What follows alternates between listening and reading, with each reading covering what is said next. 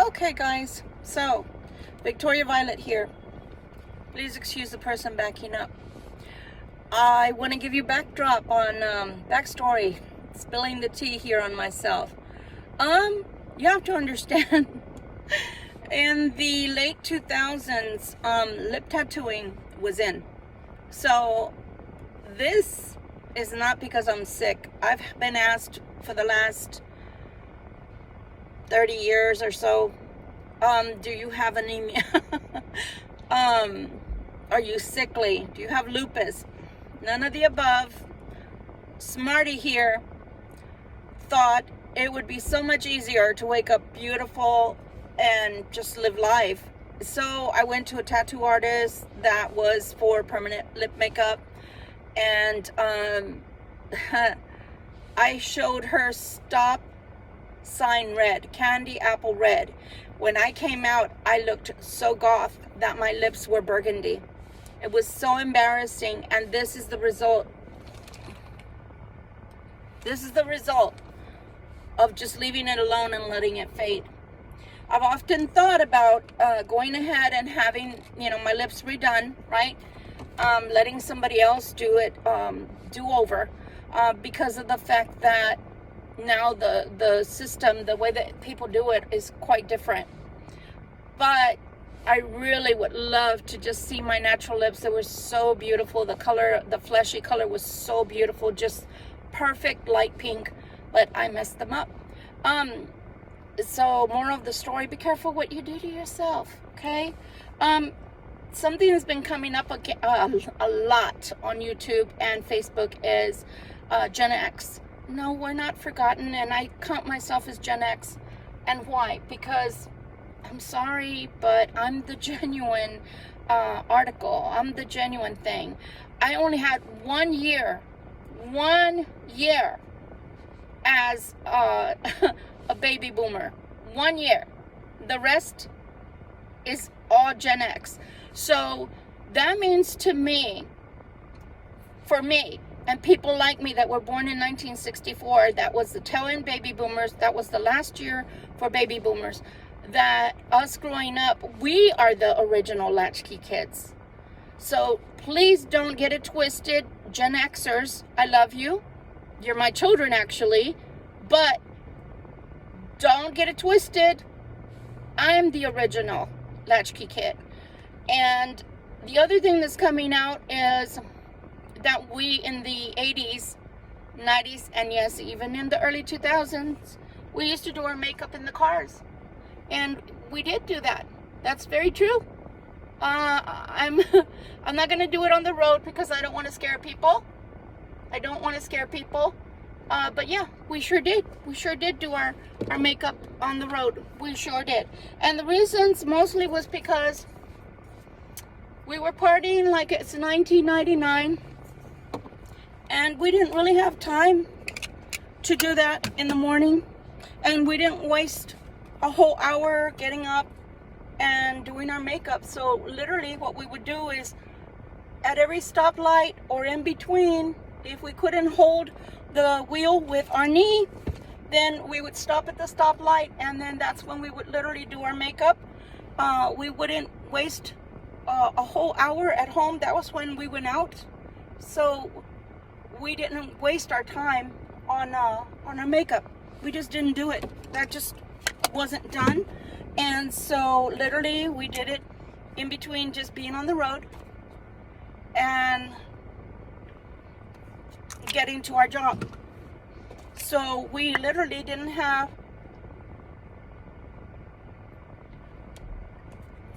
time wasted. We just didn't do it. It wasn't something that we were going to do. Most of us had other things that were more pressing and more important to do, so we weren't going to do that. And our goal was never to look gorgeous, just not look half asleep. I don't know if you've paid attention to any of my videos, but my lashes are very long, but they're straight. So most of the time my lashes make me look like I'm half asleep because they're literally down. and I haven't had time to curl them. I did that because literally my lashes are so long that I blinked and I got dots down here. So literally that's all we do. We're not gonna sit here wasting all day long trying to look beautiful. We're not that much into beauty, or even, let's say, that much into perfection. We just want it to look like we were not half asleep from either partying too much or literally just tired because we had kids, you know, we had kids to raise. So we literally just wanted to look to our bosses like we were awake. Like we were awake. And so pretty much that's all we did. We didn't sit around trying to get pretty for our job. We didn't sit around looking all, you know, beautiful. We just wanted to look like we were awake. That was our main endeavor. See how easy? See how fast that was? So that's why we could do it at a street stop, stop sign, light, or even on the freeway. You know, our knees did a good job. Our elbows holding the wheel while we were doing what we needed to do. And no, we never crashed. At least I didn't. And no, I never ended up with more than my eyeliner up here or my mascara up here, or sometimes on my cheek if, you know, you had to brake hard. But those were the days. That's what we did, guys. We lived in a different time. You have to understand, we were a different breed. You know, thinking back, my family always treated me like I was and they still do, black sheep of the family. But that's because I broke the mold. I was brave enough to do me, to be me. Now, don't get it twisted. I love the fact that I was raised by baby boomers, or by a baby boomer mother and a dad, because they taught me manners, they taught me civilities, they taught me morals. But on the same instance, I come from a generation of breaking through, breaking those chains off and saying, I'm me, and I'm gonna do me, I'm gonna be me. You don't like me? You are the one that has to get adjusted, not me. So I've lived my life by the seat of my pants at times, but that's just exploration. That's just me checking life out and doing life. Like I said, original latchkey kid here. I had to walk, you know, 2-3 miles to and from school every day. And I lived in a tough neighborhood. I'm from the west side of San Antonio. And the dividing line used to be Culebra Road. It's not like that anymore. But around the corner, there were the public housing, the courts, as they called them, the system, right? I wasn't allowed to walk that way. It would have been 1 mile to and from if I would have walked that way to school. I wasn't allowed to because my mom wanted to make sure that I was safe. How is it safe being a latchkey kid? I have no idea. But that's just the way it was. And we survived. You know, I came from a time where you got spanked with twitches, you know, the sticks that you were asked to go and get off of the branches. And if you came back with a switch and it was not green, they'd send you back for another one. And by the way, you had to take off all the leaves, okay? I came from a time where I was spanked with belts, I was spanked with boards, I was spanked with paddles, and of course they wet them for good measure. You know, I was hit with wire hangers. So Gen X, can you stop complaining? Honestly, I think that the tail end baby boomers had it the worst. And I had to learn to drive when I was 13. You know, people learn to drive at driver's ed. I never even got to go to high school, but that's a story for another day. You have to just take whatever it is that God gives you and go with it. Go with it. And for the younger generation that's just coming, up behind the Gen Xers and the millennials, Gen Z, etc., respect your elders. Respect your elders. Gen Xers had to deal with a lot. I was a single parent because they had a deadbeat dad. And it does make me tear. My kids went through a lot because I couldn't afford a babysitter. So yeah, they were latchkey kids. But you have to understand that what doesn't kill you does indeed make you stronger. I put on makeup to cry. They went through a lot. So dads at home matter. They do matter. Co-parenting matters big time. But I'm proud of them. They are so strong. They don't take bullshit from anybody. But also they don't understand when it's okay to be soft, which is part of being a baby boomer. And I think that's why I love being both a baby boomer for 1 year and the rest Gen X, because I've been a tomboy. I grew up on the top of roofs.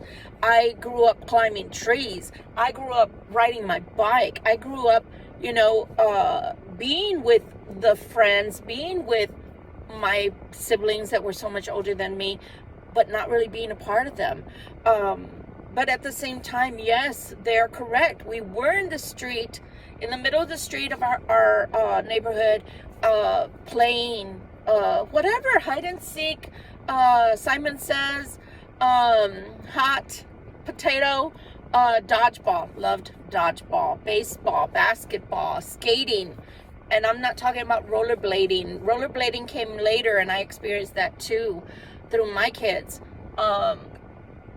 But yeah, I've had the best of both worlds because, again, tail end baby boomer here, 1964, and then Gen X started 1965. So I'm sorry, I was a toddler. I was a toddler when Gen X came about. So I cannot fully say I'm a baby boomer, because that would say, that would entail that I was at least 10 years old and lived through all that they lived through, which wasn't exactly easy, because we don't give them credit either. My mother never told us that she loved us, yet my kids thought I was crazy, because one minute I was having to scold them and correct them and discipline them, and the next I would tell them I loved them, so they thought I was literally a lunatic. But I wasn't about to let them not know that their parent loved them. So that was my way of showing them, hey, yes, I have to correct you. I'm your mother and your father, unfortunately, but you are still loved. So instead of seeing that they were loved, they just thought I was cuckoo. But again, it's because there's mixture of generations there. I wouldn't give up being a tail end baby boomer for anything.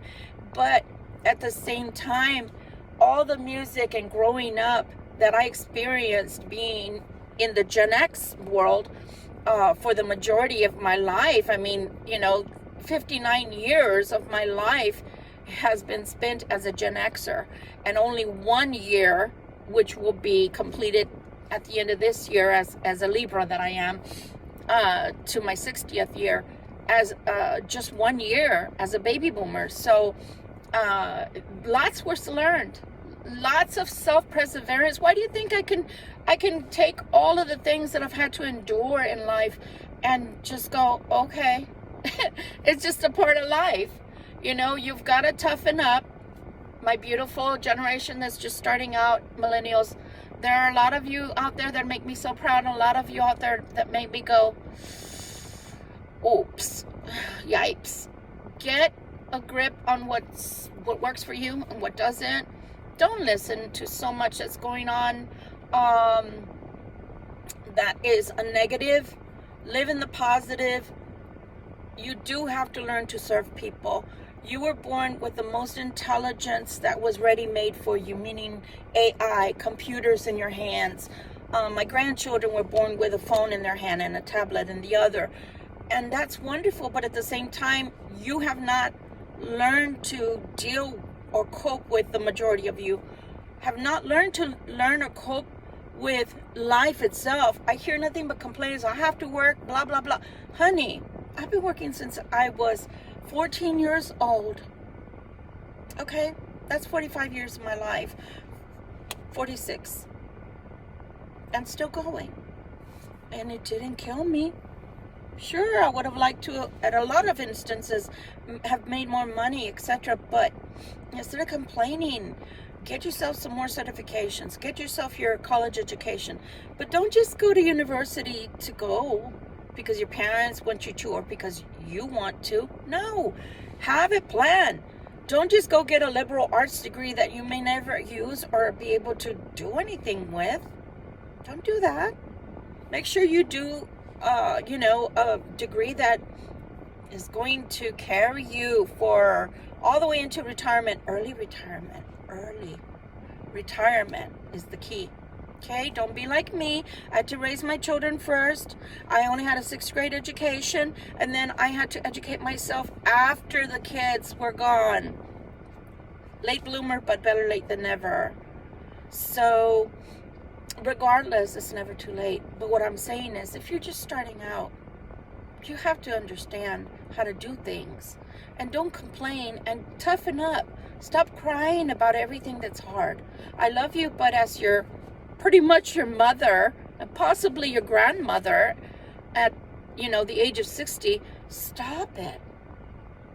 Toughen up. Get some grit.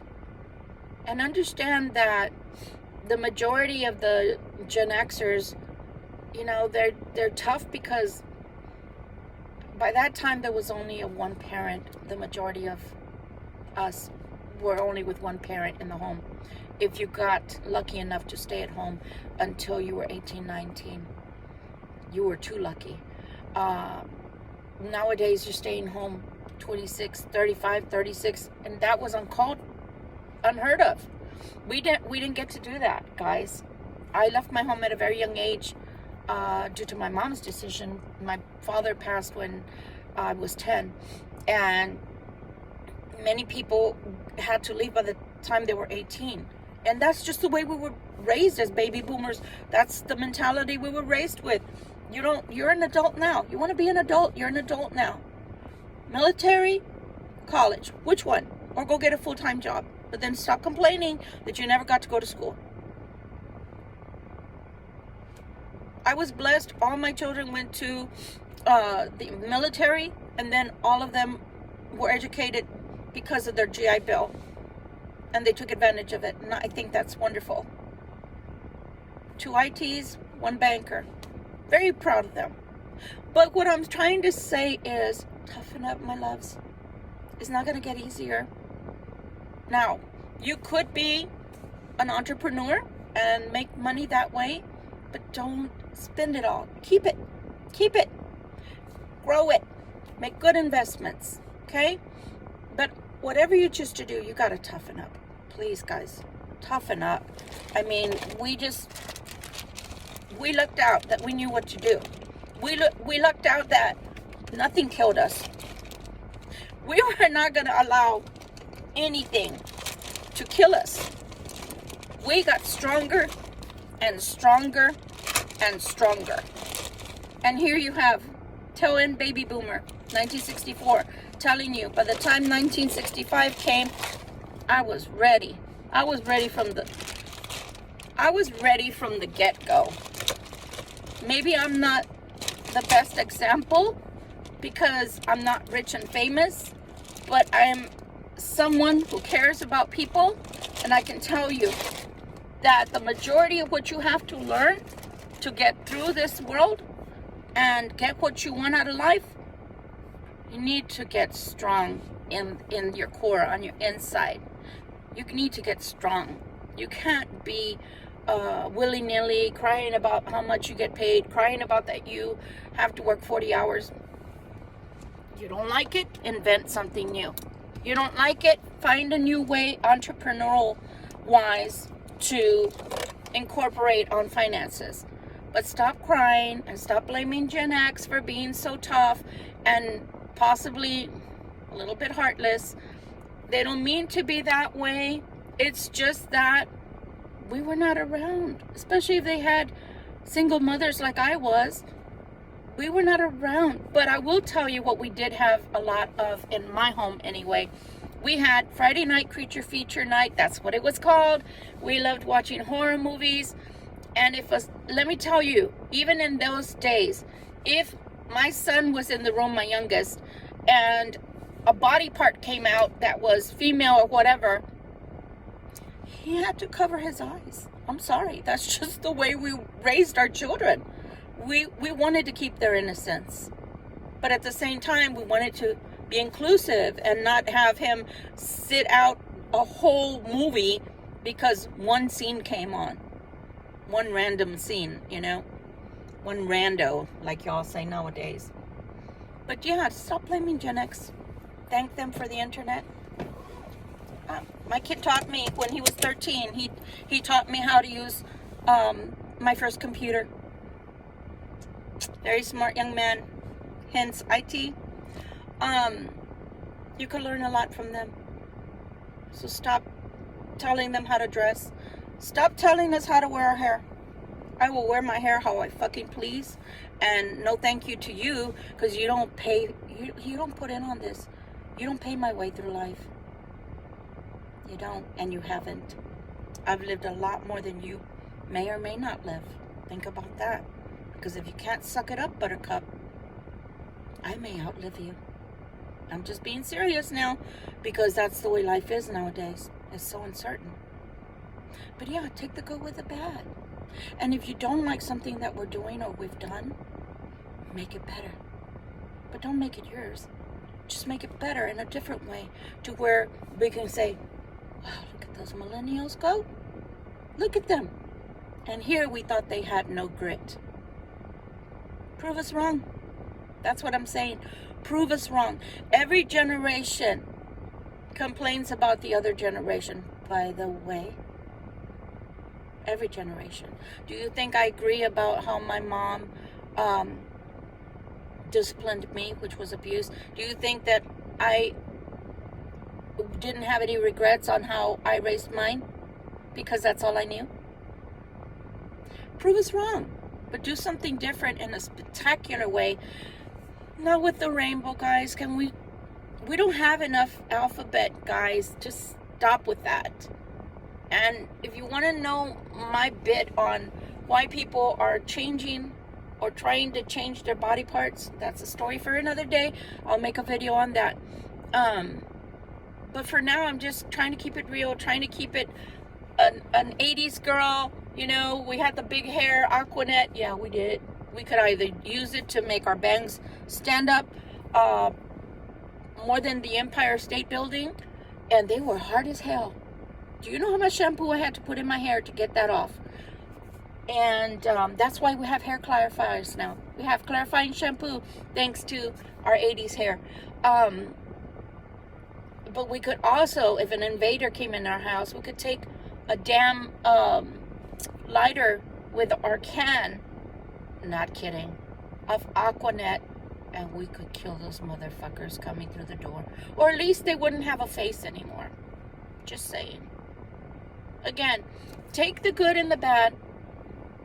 If you want to make something your own, do it, but in a nice way, to where you're, I guess, just, I don't know, do something that makes us proud. Besides learning to dance, especially with half to no clothes on, we know what a cabaret is. Do something different.